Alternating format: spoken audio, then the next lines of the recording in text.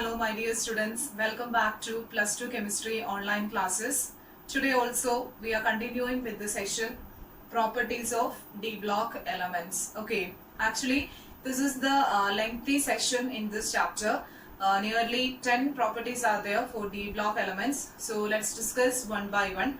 Last class we have discussed the magnetic property, then wood color, then complex formation, etc. And today we will focus on these three properties: catalytic property, then alloy formation, and the interstitial compound formation of transition element. Okay, so students, along with this class or along with this video, you can also write the notes, and you can mention your doubts through the Google Classroom as well as the comment box below this video. Okay, so let's begin today's session.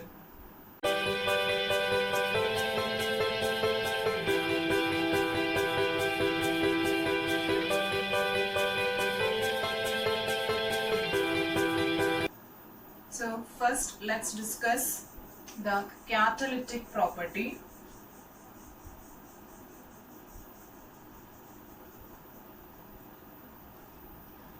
Catalytic property. So transition element can act as catalyst. Transition element are good catalyst. So that's why we will study the catalytic properties in this session. Okay. So there are number of examples for the catalytic activity of D block elements. I think some of them we have studied in the previous year, that is 11th or 10th standard. We have studied some of the examples. Okay. So the common example is that iron. Iron is used in Haber process. Iron is used in Haber process. Haber process we know for the manufacture of what? Manufacture of ammonia. Okay. So this is Haber process. This iron is used as catalyst, and we know iron is a transition element. Okay. And next one is the elements nickel, palladium and platinum. The elements nickel, palladium and platinum. These elements are used in hydrogenation. Hydrogenation, that means addition of hydrogen. So in hydrogenation reaction, this nickel, palladium, platinum are used as catalyst. Okay. And again the vanadium oxide, vanadium pentoxide, V2O5. This is used in contact process. Vanadium pentoxide is used in contact process. Contact process means manufacture of H2SO4, for the manufacture of H2SO4. So there are number of examples which proves transition element can act as good catalyst. So that's why the transition elements preferred in many of the reactions. Okay. So the question is, why transition element act as catalyst? Why transition element act as catalyst? Which are the properties that make it as a good catalyst? So that's what we want to study in this session. Okay. So the first reason, the catalytic property, the first reason behind the catalytic property of transition element, the first one is its variable oxidation state. Its variable oxidation state. Already we have discussed the oxidation state and properties, etc. So transition element exhibit variable oxidation state. Because of that, it shows catalytic property. Because variable oxidation state, in the sense, easily electrons can be removed because the energy difference is less. So electrons can be removed from the outermost orbital very easily. Okay. So this is the first reason for the catalytic property of transition elements. And then of course a catalyst should provide surface area. Catalyst should provide surface area. So the transition elements exhibit large surface area. Okay, because we know the reactions take place in the surface of catalyst, so surface area is needed. Okay, so there exists a large number of pore space and as well as surface area for transition element. So this is the second reason for the catalytic activity of transition elements. Okay, and again the third one, the third reason for the catalytic activity of transition element, it can form unstable intermediate compound. Unstable intermediate compound, because how the reaction actually occurs, means, suppose if the reactant A combines with B, okay, suppose if these two are the reactant A combines with other reactant B, first it will diffuse to the, this A and B is diffused to the surface of catalyst. A and B is diffused to the surface of catalyst, okay, and from here it will form an unstable intermediate compound. It will form an unstable intermediate compound. A and B combines in the in the surface of catalyst, and it will form an unstable intermediate compound, okay. And from this unstable compound is when removed from the catalyst surface, it will turns to product AB, okay, it will turns to the product AB. So see this, in this way catalyst is actually provides a surface, for the chemical reaction. So this is the third point, the unstable intermediate, because suppose if the intermediate formed is reacting with this catalyst, the removal is not easy, okay. So this substances should not react with the catalyst, it must form an unstable compound to the surface of this catalyst, okay. So that's what we need. So in this way the catalyst act as a medium for the formation of product. So now let's see the diagrammatic representation of catalytic activity of transition elements, how this act as catalyst. So that can be represented. So suppose this is a catalyst, this catalyst will react with the reactant A plus B, okay. So this is catalyst, and these represents actually the free valency, okay. These are reactants. So when this reactant coming to the surface of catalyst, first the reactant is diffused to the surface of catalyst. Reactants are diffused to the surface of catalyst, and it will form an unstable intermediate product. It will form an unstable intermediate product like this.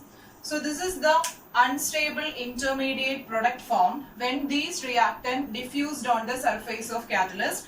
In the surface of catalyst actually the chemical reaction occurs, and these will form the product on the surface of catalyst. But remember, it do not forms a bond with this catalyst, it just adsorbed on the surface of catalyst. So this is the unstable intermediate, okay, this is the unstable intermediate. So now from this surface, when the product formation occurs, it will dissociate into product, okay, it will dissociation occurs, it will dissociate from the surface of this catalyst, and it just removed as product AB. The product will be formed and the catalyst will be again free, okay. So this is the product AB, and this is the free catalyst, okay. So children, this is the diagrammatic representation of catalytic activity of transition element. First, reactant diffused on the surface of catalyst, it will form an unstable intermediate compound, and after the reaction, dissociation, that means these products will be removed from the surface of catalyst and we will get product and this free catalyst. And this catalyst can be again used for next reaction. That means here the thing that we should note is that catalyst should be always inert. It should not react with the reactants. It must be inert, and transition elements are inert, so that's why it was preferred. Inert means inert towards the certain substances, such a way it select as catalyst. Okay, so this is the representation of catalytic activity of transition elements. And remember, why transition elements used as catalyst means, remember these points. due to the variable oxidation state, then large surface area, and its tendency to form unstable intermediate compound. Okay. So this is about the catalytic property of transition element. There are many examples. Some of them I just mentioned in the beginning. In addition to this, there are many examples for the catalytic activity of transition elements. Now let's see one example for catalytic activity of transition element. So see the reaction. 2I minus react with S2O8 2 minus. It will give I2 plus 2 SO4 2 minus. So this chemical reaction is catalyzed by the transition element Fe3 plus. Okay, so this reaction is catalyzed by the transition element Fe3 plus. So this S2O8 is the persulfate ion. Okay, so iodide, then persulfate turns to iodine, and persulfate turns to sulfate. Okay, so this is the chemical reaction, and let's see how iron catalyzes this reaction. In this reaction, iron acts as the catalyst, and for the product formation, what is the role of iron? So let's see that.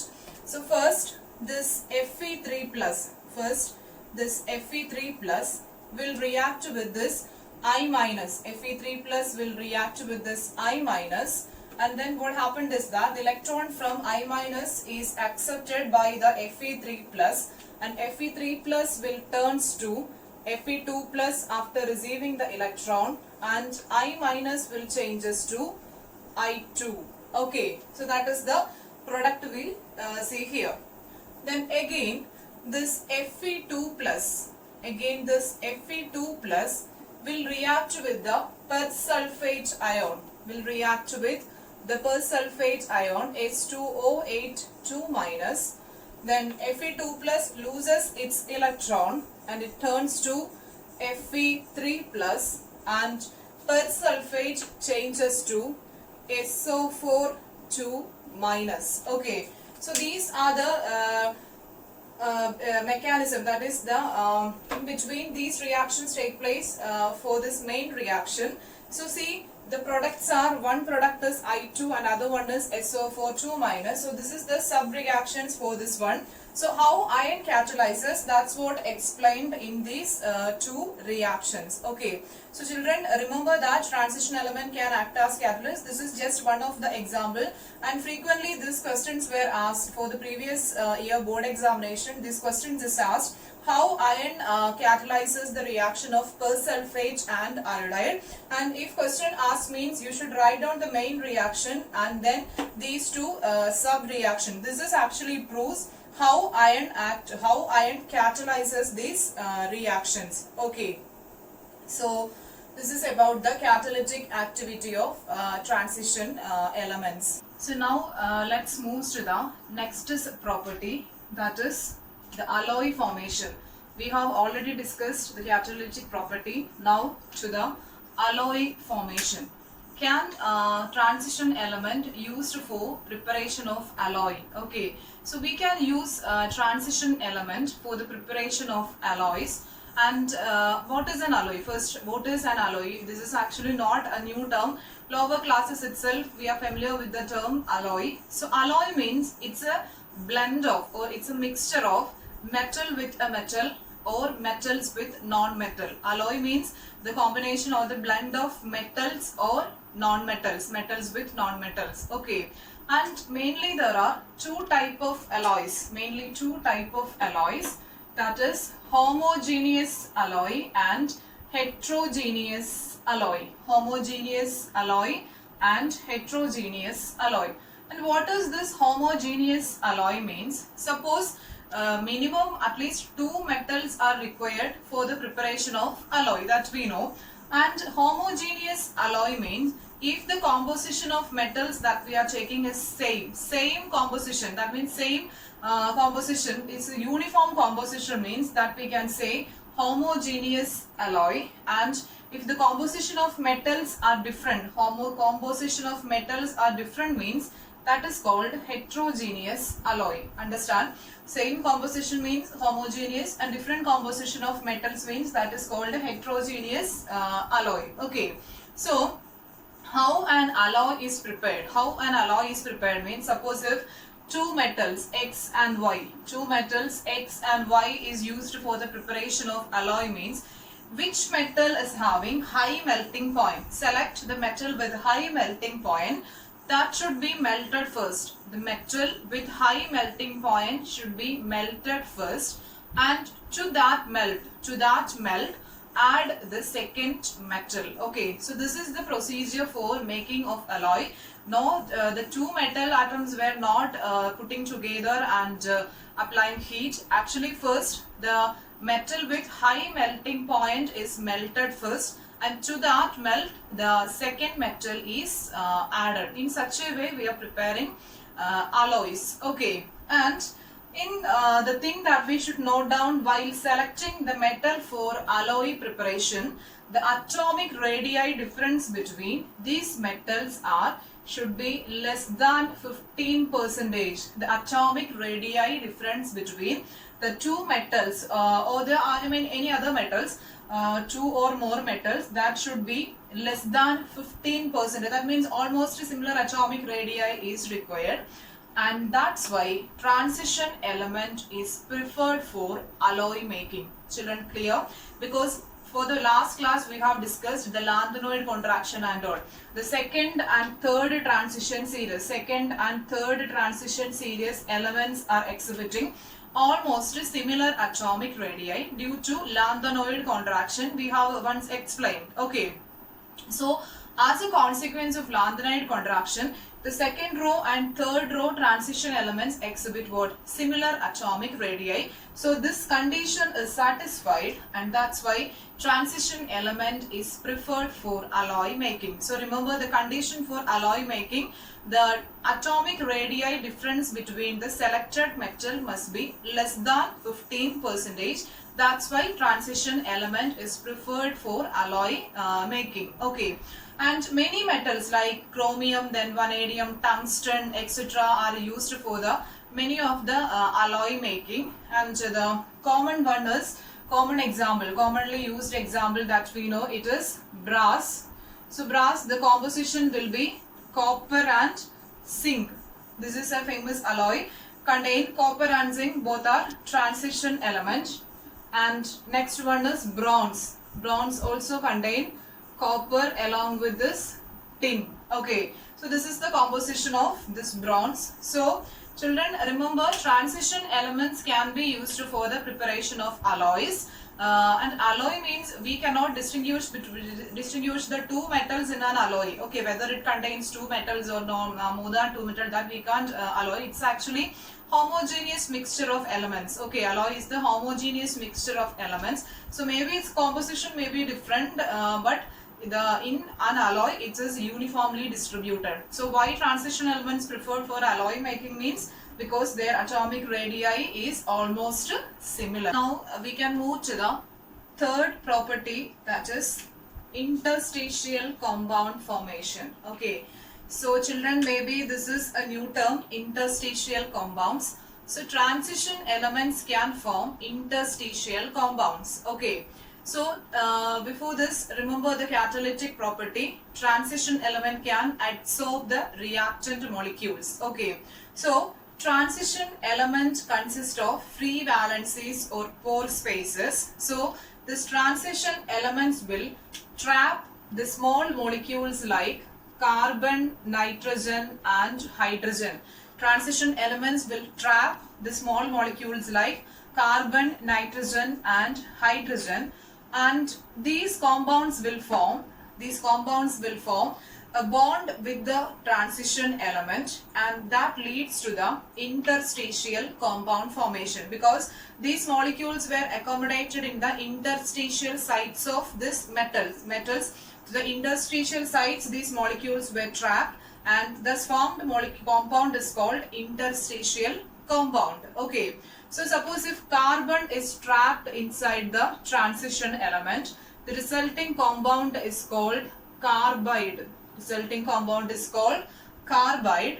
And if nitrogen is trapped means the compound is called nitride. And if hydrogen is trapped, the compound will be hydride. Maybe this term hydride, nitride, etc. maybe we heard in last class. But how this compound is formed, that we did study. So these compounds, carbide, nitride and hydride, these compounds are actually formed by the trapping of these small molecules to the interstitial sites of what? Sites of transition elements. Okay, so carbides, nitrides and hydrides, they are which type of compounds? They are interstitial compounds, and how they form the means they get trapped on the interstitial sites of transition elements. Okay. So many examples we can write: titanium carbide or vanadium hydride or titanium hydride, etc. So many examples we can write in this way. So the speciality is that because these molecules were adsorbed or trapped on the sites or interstitial sites of metals. Okay, and metal is what? Metal is good conductor. Metal is good conductor, and metal exhibits some certain general properties like malleability, ductility, etc. So whenever these molecules is trapped, on the surface, trapped on the sides of this metal, its melting point will be less than the pure metal, because we know metals exhibit strong or high melting point. So whenever these molecules will add it to the interstitial sites of metal, what happened? The melting point will be less. The melting point of interstitial compounds will be less than the pure metal. Okay, and the second one, even though the melting point is less, it will retain its conductivity. Metals are good conductors, and even after trapping this one, it will retain its conductivity. Okay, and the next point of metal, we know metals are highly reactive. They can easily donate electron. They are highly reactive metals. But when this molecules get trapped, its reactivity is decreases. The reactivity of metal is decreases when these molecules were trapped. Okay, reactivity is decreases. So these are the changes happens when these molecules trapped on the interstitial sites of transition elements. Remember, interstitial compounds means the compound formed by the trapping of small molecules like carbon, nitrogen, hydrogen, etc. and they leads to the formation of carbide, nitride, then hydride, etc. And the property of this interstitial compounds is that their melting point will be less than pure metal, but it will retain the conductivity, and its reactivity will be less than. Reactivity decreases compared to the pure form of metal. Okay, so that's all about the interstitial compound formation of transition element. Transition elements are metals. Transition elements are metals. That's why they can trap these molecules. Okay. So students, that's all about today's session. We have discussed the catalytic property, then alloy formation and the interstitial compound formation of transition elements. This is actually simple compared to the other properties. So why transition element act as catalyst? Due to the variable oxidation state and the large surface area and its ability to form unstable intermediate compound. Second one, alloy formation. These elements, D block elements, preferred for alloy making due to the similar atomic radii. And why the transition elements form interstitial compounds means because they have large surface area and they can trap the small molecules like carbon, nitrogen, hydrogen, etc. So students, hope it's clear, and any doubt means as usual you can mention in the comment box. So write the notes and write the question answers. It will be given in the Google Classroom, and hope you are fine, and see you in the next video, and thank you for watching students.